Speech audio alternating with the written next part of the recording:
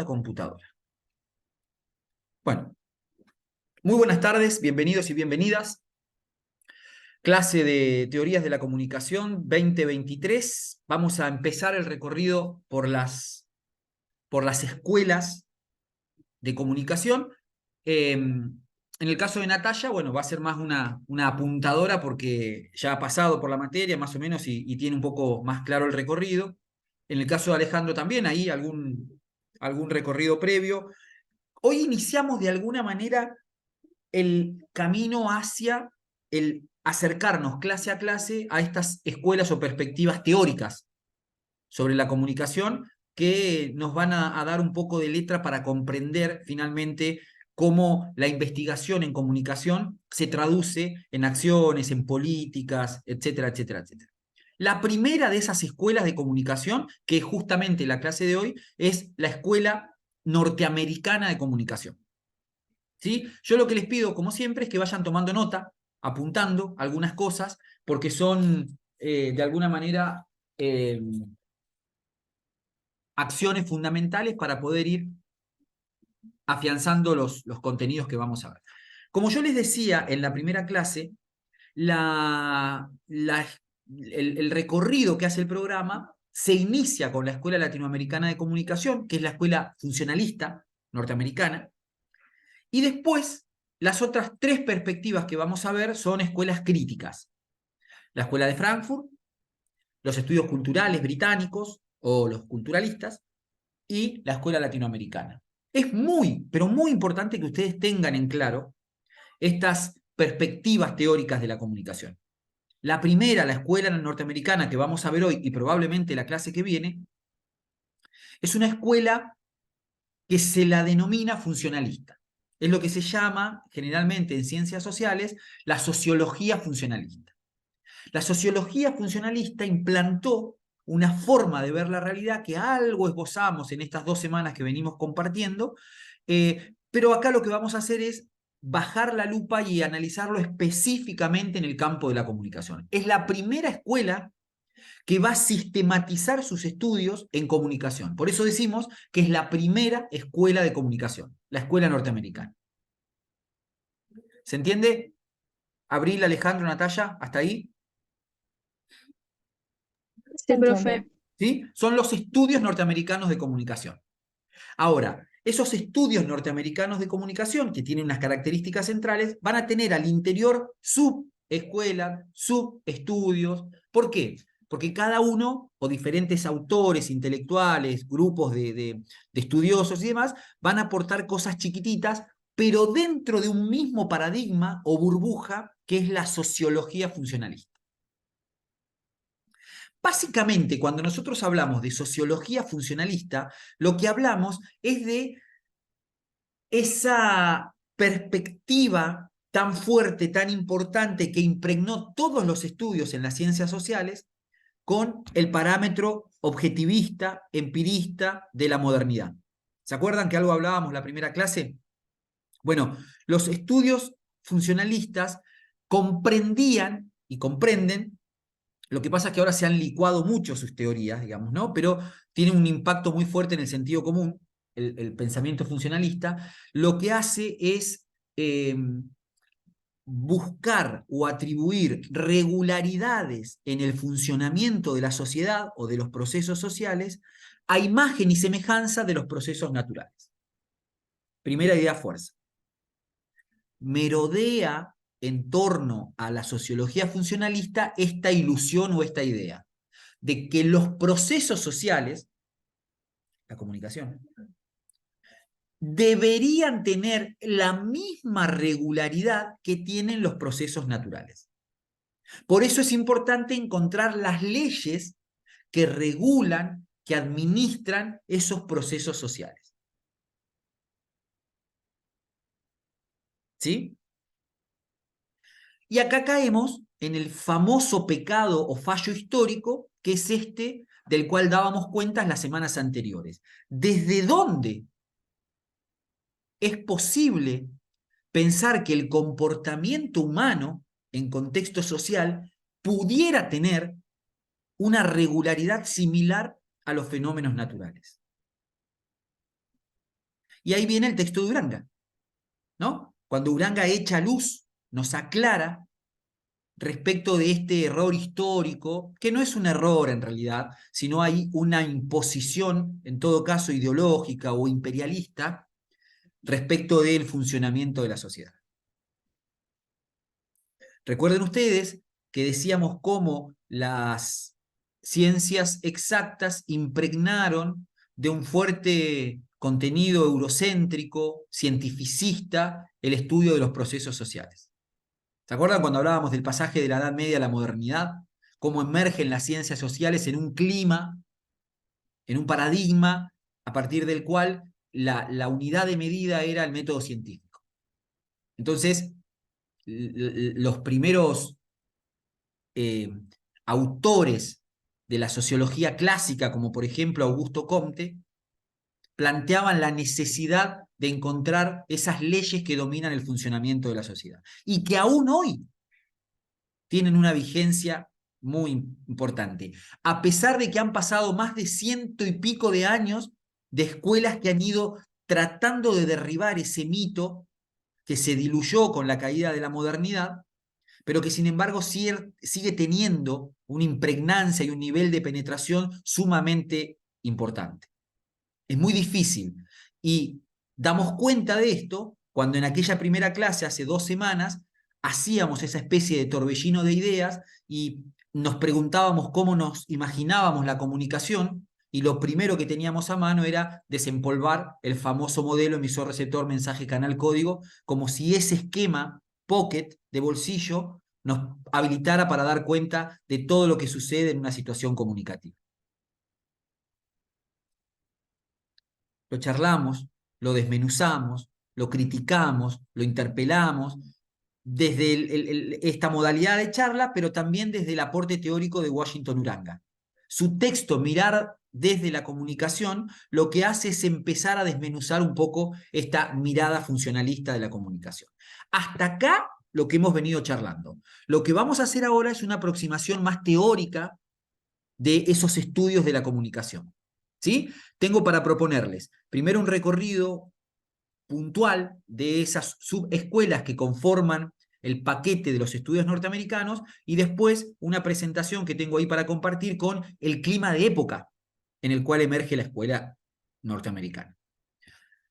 Bien, fundamental.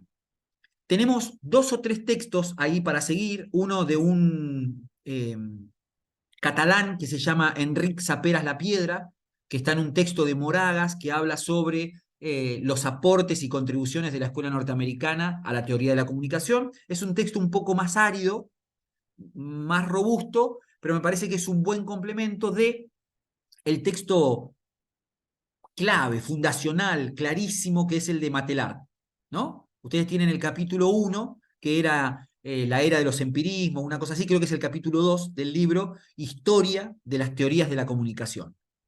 Ahí, Matelar, que es un intelectual belga, un comunicador teórico muy importante, él describe las características de esta escuela norteamericana de comunicación.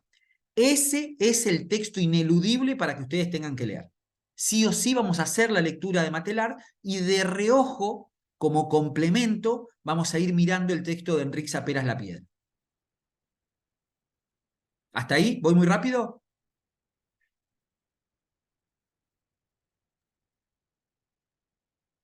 ¿Voy bien? No, profe, no. Va bien. Bueno, vamos.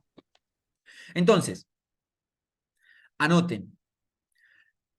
Siempre dentro del ecosistema de la escuela norteamericana. La primera en aparecer, o los primeros estudios dentro de la escuela norteamericana, lo primero va a ser lo que se conoce como la escuela de Chicago. Voy al chat y escribo, a pesar de que no hay ninguna palabra difícil ahí. Chat. Le voy tirando como los títulos. La escuela de Chicago. Esta escuela es de 1910. ¿Principios de qué siglo? 1910.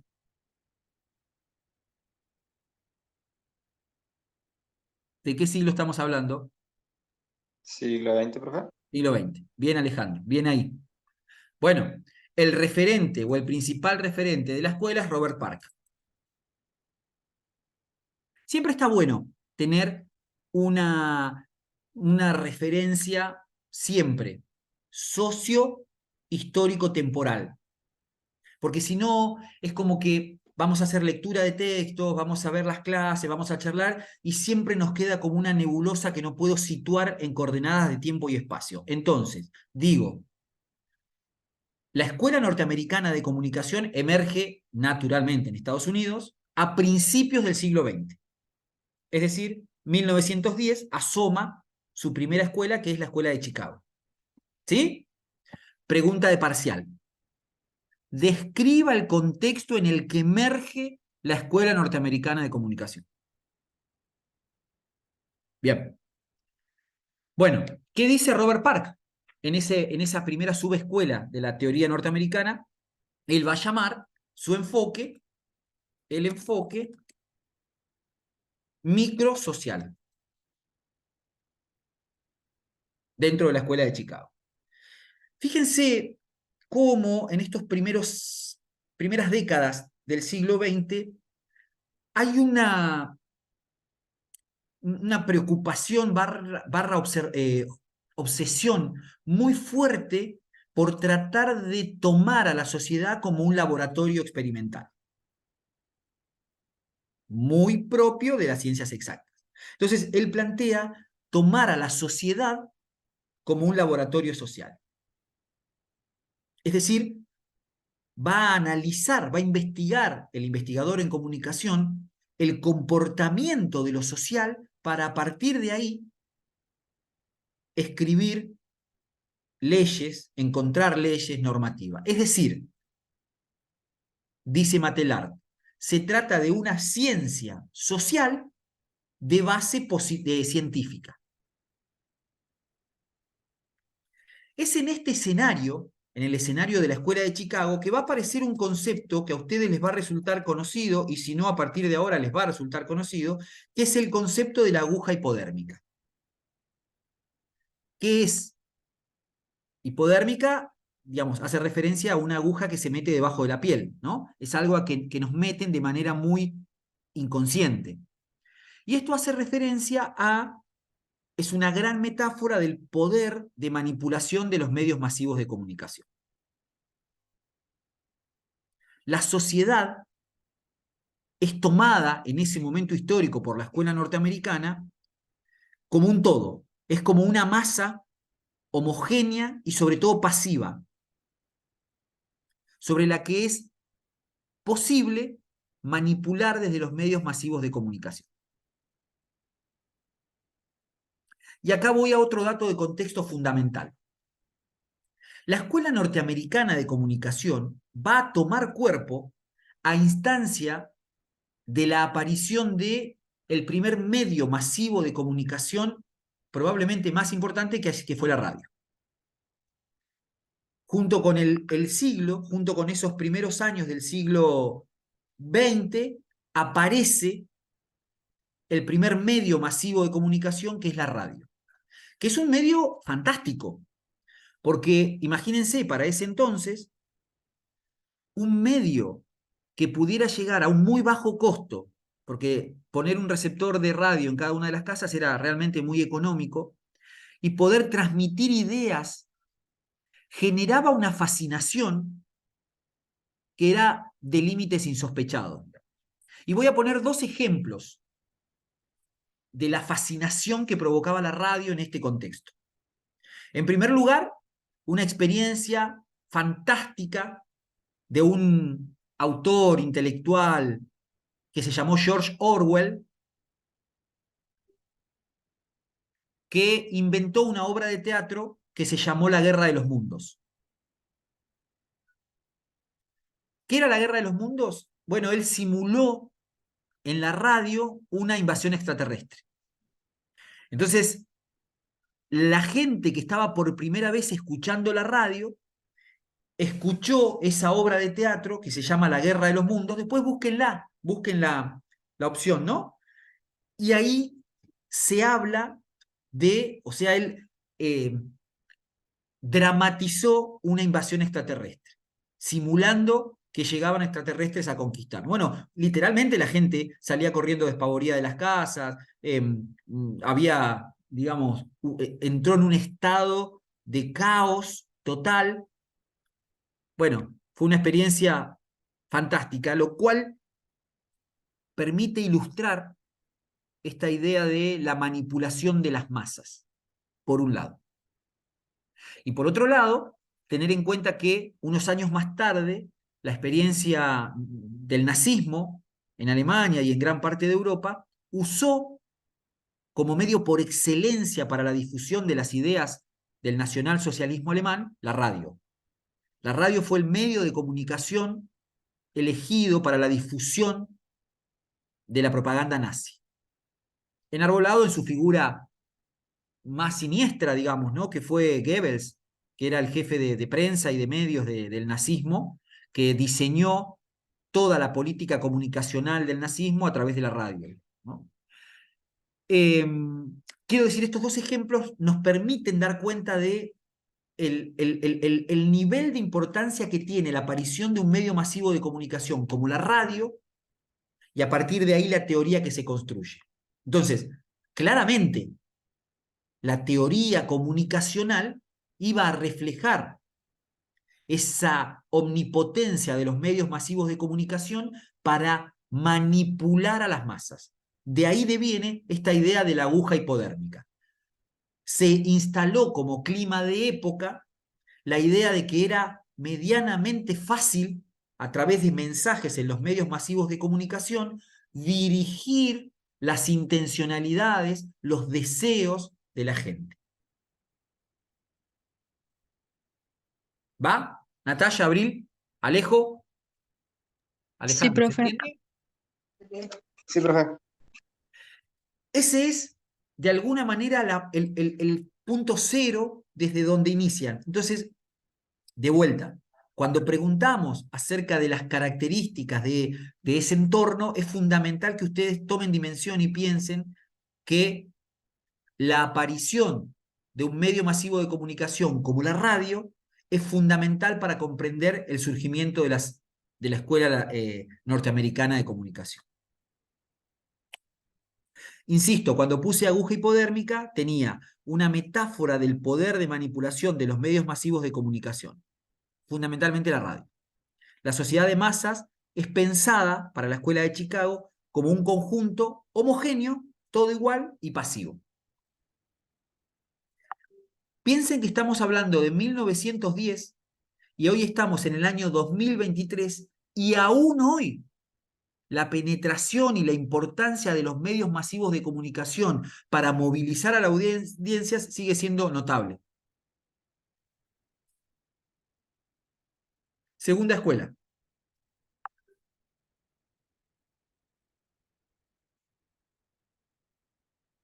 La Mass Communication Research.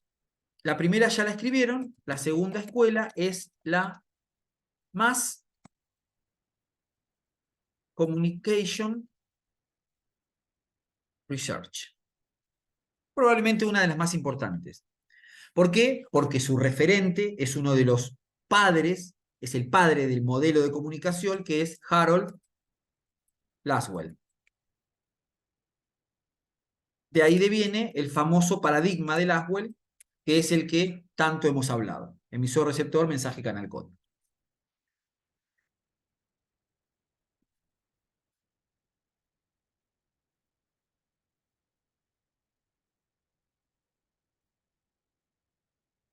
La Mass Communication Research va a tener epicentro unos años un poquito más tarde, previo a la Segunda Guerra Mundial, entre el 20 y el 30 más o menos.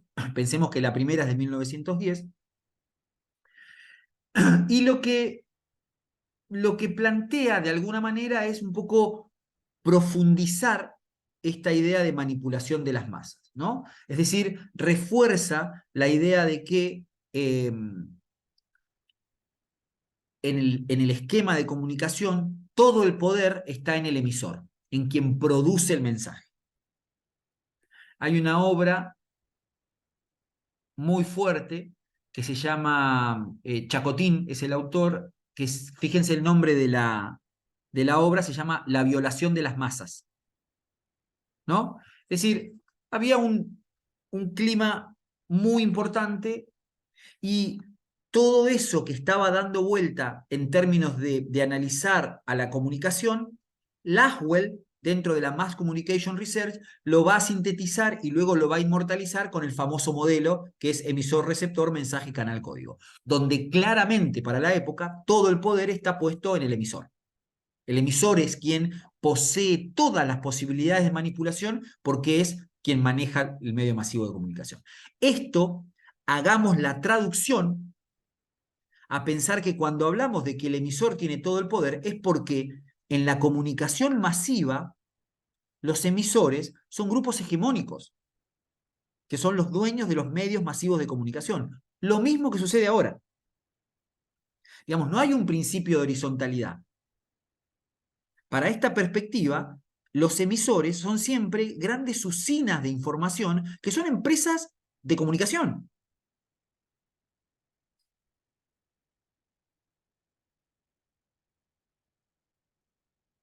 Otro de los autores de este paradigma es Robert Merton. Es otro de los autores de la Mass Communication Research. Avanzo. Tercera escuela. ¿Me van siguiendo hasta ahí? ¿Las identifican? ¿Sí? Sí, profe. Sí, Digo profe. entonces, Escuela Norteamericana de Comunicación es el título grande.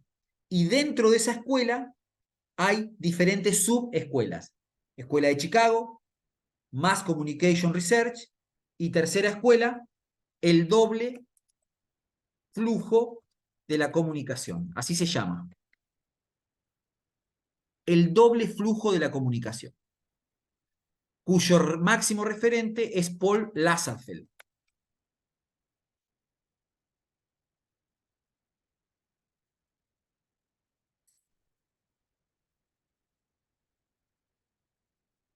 ¿Qué dice? Es reinteresante esta escuela. ¿Qué plantea? Bueno, acá ya estamos entrados en los años 40, ¿no? Han pasado por lo menos 30 años de estudio de la comunicación y aún dentro del paradigma norteamericano, pero lo que va a plantear Lazarsfeld es interesante. Lazarsfeld dice, ojo, no es tan así que desde el omnipoder de los medios se manipula como vos quieras a una masa que es la opinión pública totalmente pasiva, homogénea. No funciona tan así. En el medio hay un eslabón que son los, ahí lo anoto, líderes de opinión. Por eso, él le llama a su teoría el doble flujo de la comunicación, porque la comunicación baja de los medios masivos a los líderes de opinión y son los líderes de opinión los que terminan generando esos convencimientos en sus grupos primarios sociales. Eso quiere decir que nosotros no, según la mirada de Paul Lazarsfeld, no definimos nuestra opinión, no nos definimos en términos de consumo solamente por mirar los medios, sino que nos impacta mucho nuestro grupo primario.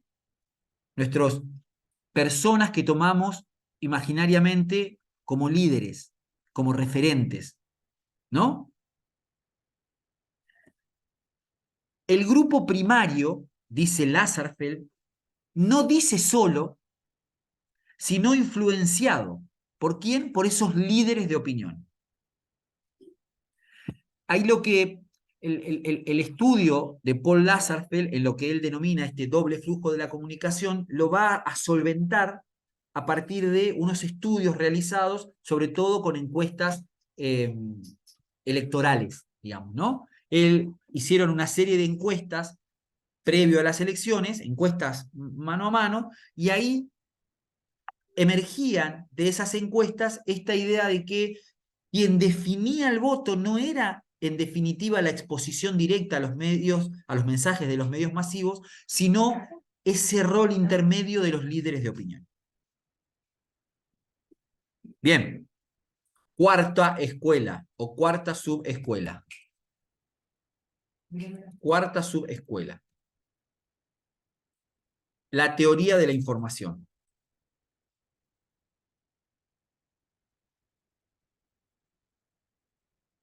Pueden interrumpirme, ¿eh? Pueden decirme, profe, no entiendo, profe, vuelva para atrás. Acá el máximo referente es Shannon.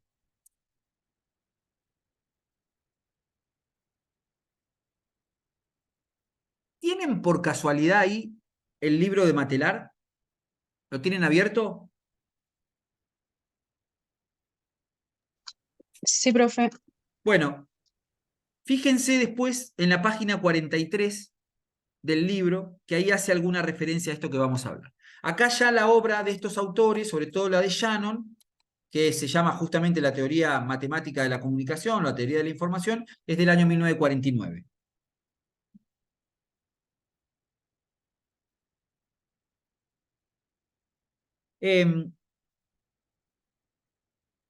Shannon publica en el 49, fíjense qué curioso el nombre. El nombre es la teoría matemática de la comunicación. ¿No?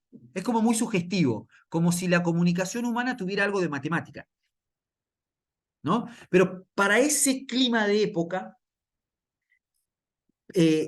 había una tendencia epistemológica muy fuerte, una impregnación muy fuerte del saber científico. Entonces, todos esos primeros estudios en todas las ciencias sociales, en la antropología, en la sociología, en la comunicación y demás, van a estar impregnados de esas técnicas funcionalistas o de esa metodología funcionalista.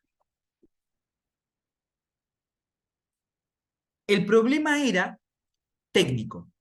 Ya en la comunicación, fíjense que no, si ustedes prestan atención, tanto la Escuela de Chicago como la Mass Communication Research, como el doble flujo de la comunicación y como la teoría matemática de la información o la teoría de la información, la principal preocupación es técnica, no es humana. Es cómo hacer para que un mensaje llegue de la manera más eficiente a la otra punta del cable. Es una cuestión de preocupación técnica. El problema era, dice Matelar, cómo reproducir un mensaje de un punto a otro en forma exacta. De ahí es como nosotros podemos echar luz acerca de la principal preocupación que tenían esos intelectuales de la primera generación o de los primeros años 50 del siglo XX respecto del estudio de la comunicación. ¿Es claro, Alejandro, Abril, Natalia, se entiende?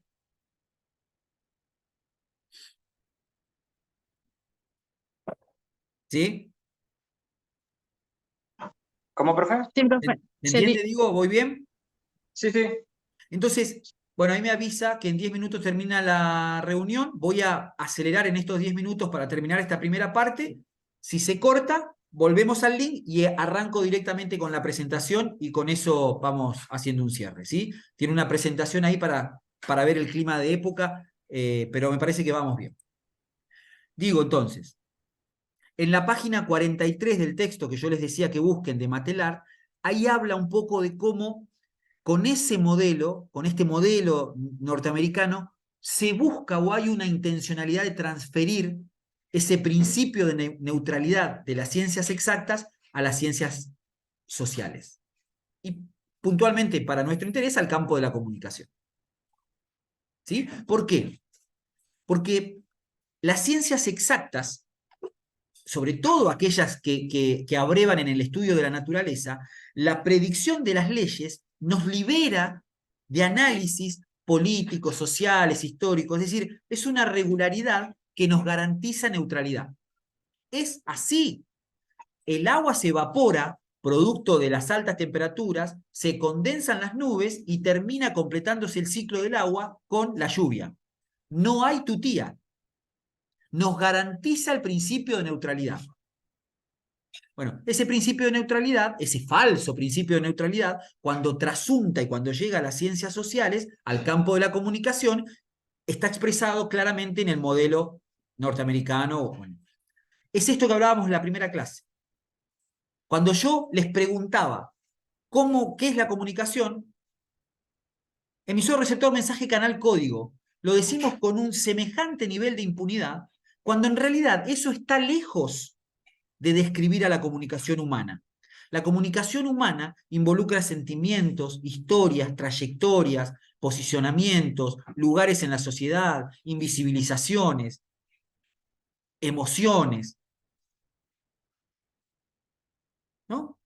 Es decir, probablemente, dice el filósofo cordobés, o decía el filósofo cordobés Héctor Schmuckler, aquello que sea lo privativo del ser humano sea justamente lo intangible y lo que no se puede calcular. El amor, el lenguaje, el pensamiento, las emociones. Sin embargo, hemos tenido históricamente una preocupación casi obsesiva por tratar de encasillar al estudio de la comunicación, de encorsetarlo en un esquema instrumental. Bien.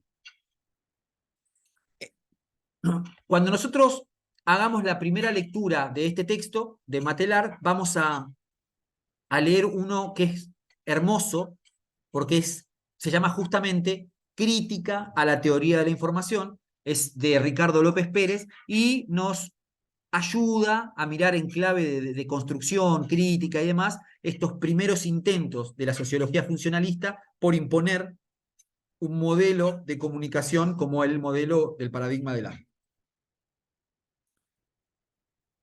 Este modelo no considera la interpretación, no considera los procesos de recepción de los mensajes, no considera el contexto y pone un énfasis excesivo en el rol del emisor, ¿no? Siempre tengan presente que ese modelo de comunicación tiene entre ceja y ceja el uso de los medios masivos de comunicación, y en especial de la radio. Por eso es que van a girar en torno a ese artefacto, a la radio, a esa capacidad ilimitada de poder movilizar a las masas, todos los primeros estudios de comunicación. Para ellos la comunicación era eso, era cómo manipular a las masas.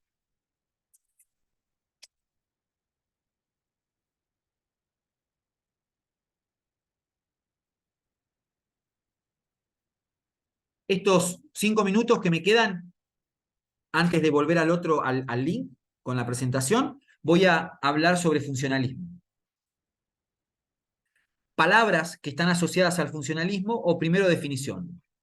Julio Carvajal, un teórico intelectual de la comunicación, define al funcionalismo como ese conjunto de ideas que comprenden al funcionamiento de la sociedad a partir de ciertas funciones que deben cumplir los integrantes de un cuerpo social. Por ejemplo, para el funcionalismo la sociedad es un cuerpo que se autorregula. Hay un proceso en la naturaleza que se llama homeostasis, que es el proceso de autorregulación que tienen los seres vivos. ¿Vieron cuando yo tengo una maceta con una planta y le tiro agua? ¿Qué hace la planta? Les pregunto. ¿Qué hace? ¿Qué veo cuando yo tiro agua? Vuelco un vaso de agua sobre una maceta chiquita. Absorbe el agua. Absorbe el agua. ¿La absorbe toda el agua? Yo creo que sí. ¿Qué pasa Yo cuando le creo que echo no. mucha agua? Se rebalsa la. Se rebalsa o gotea, ¿no? Ujú. Eso es el proceso de autorregulación. La planta absorbe el agua que necesita y el resto lo elimina. Ese proceso se llama homeostasis. Es un fenómeno de autorregulación de los seres vivos. Ese fenómeno se tradujo sin escalas al funcionamiento de la sociedad. Lo describe de manera fantástica el filósofo francés Michel Foucault cuando habla de lo normal, ¿no? Este concepto nos atraviesa como sociedad. La sociedad debe tener elementos de funcionamiento normal.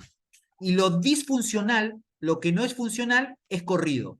O es eliminado, pensemos en el nazismo, o es separado, lo anormal, lo distinto, ¿no? Para eso se crean las instituciones de encierro.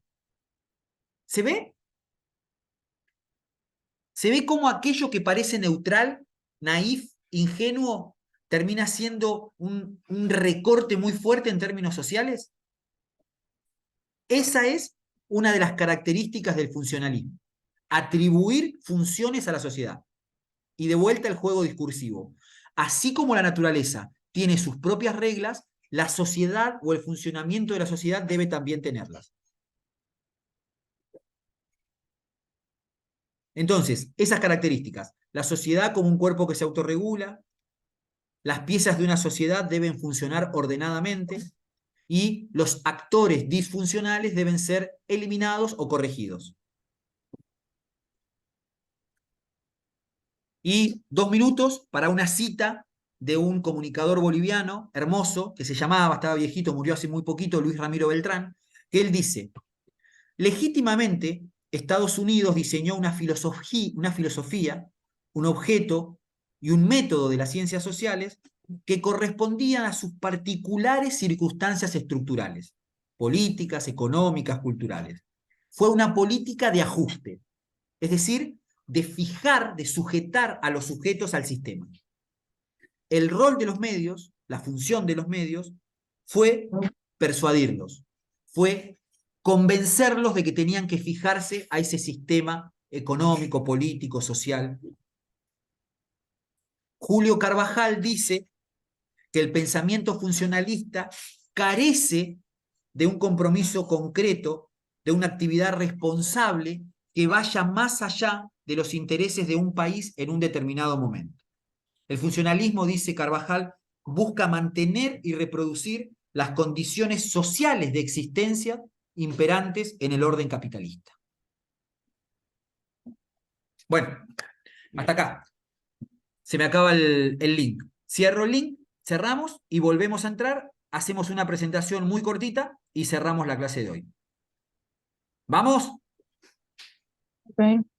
Bueno, salimos y volvemos a entrar.